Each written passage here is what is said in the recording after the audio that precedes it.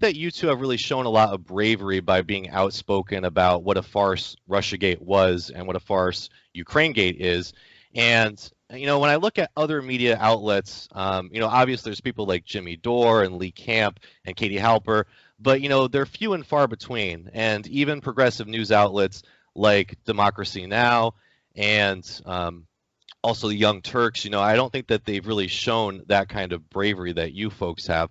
So I just would maybe want a little bit of insight on, why you folks may think that the Young Turks, Democracy Now!, The Real News, why they may have bought into this corporate media neo-Cold War narrative. And Aaron, I don't know if you maybe want to start that off. Sure. First, I don't accept actually the characterization that it's brave of us to push back on this, because it's the RussiaGate story especially was so stupid. This idea of a conspiracy between reality TV host Donald Trump and Russia, and this parallel idea that Russian social media trolls are an existential threat to the U.S. It was so dumb, and the interests behind it were so obvious that it would have been journalistically derelict not to expose that. And as the facts have come out, that stance has obviously been vindicated. In terms of why progressive outlets have gone along with it, I just think basically people have been duped. There has been basically a psyop to enroll liberals and progressives in an agenda that serves the narrow interests of the neoliberal elites who lost to Donald Trump, because enough voters in enough states rejected the neoliberal legacy that they represent, converging with the interests of the national security state who oppose Trump for their own narrow reasons. They don't see him as a suitable steward of the U.S. global war machine, and they don't like his occasional deviations from bipartisan orthodoxy, including him calling for getting along with Russia. And so that, a lot of propaganda went into convincing liberals and progressives that this was the dominant way to resist Donald Trump.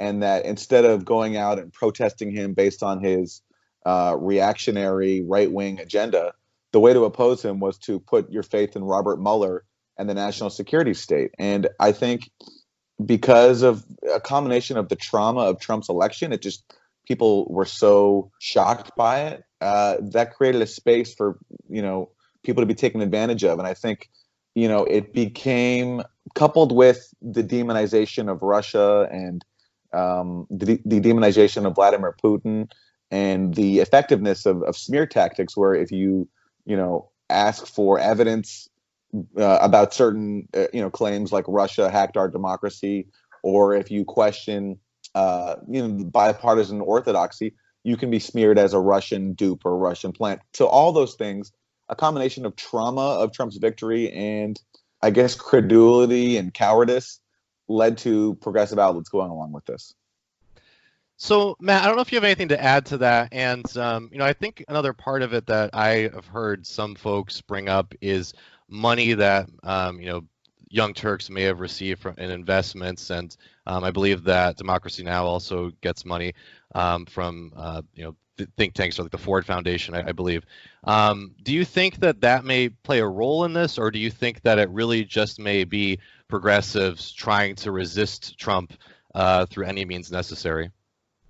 I mean, I think there's probably a couple of cases where that plays a role. I know Mother Jones had some kind of arrangement where they what was that, Aaron? They had some kind of a deal where they got money to investigate the Russia situation, right? Yes, a very rich guy whose last name is Glazer gave them a lot of money for a RussiaGate based project.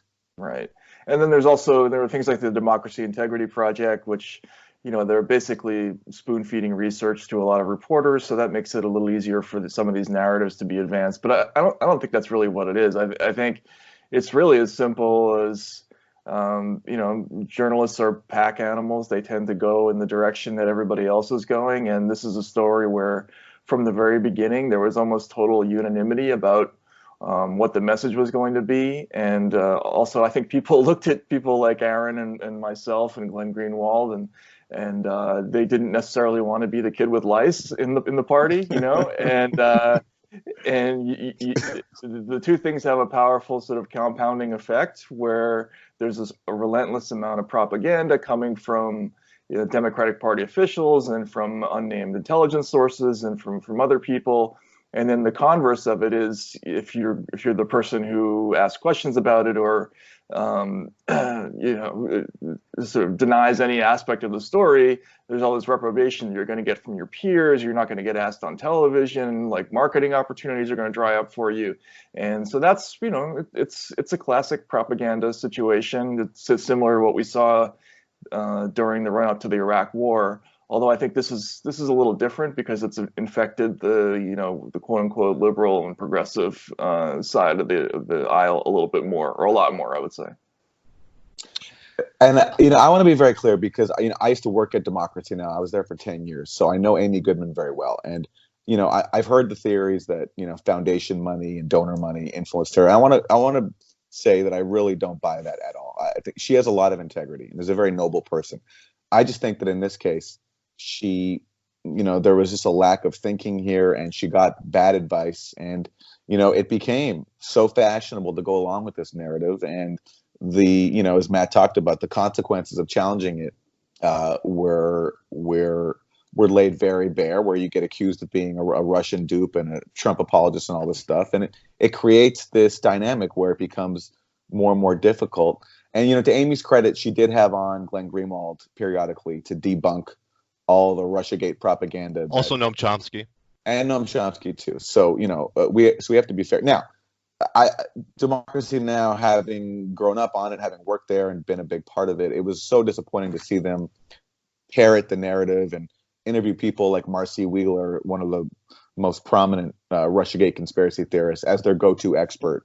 But, I don't think we should, say that they had bad motives there or corrupt motives. I just think that this was just an unfortunate dynamic where Trump won and people got co-opted into a really cynical agenda, but not out of corrupt intent on their part. At least in the case of DN. We talk about MSNBC.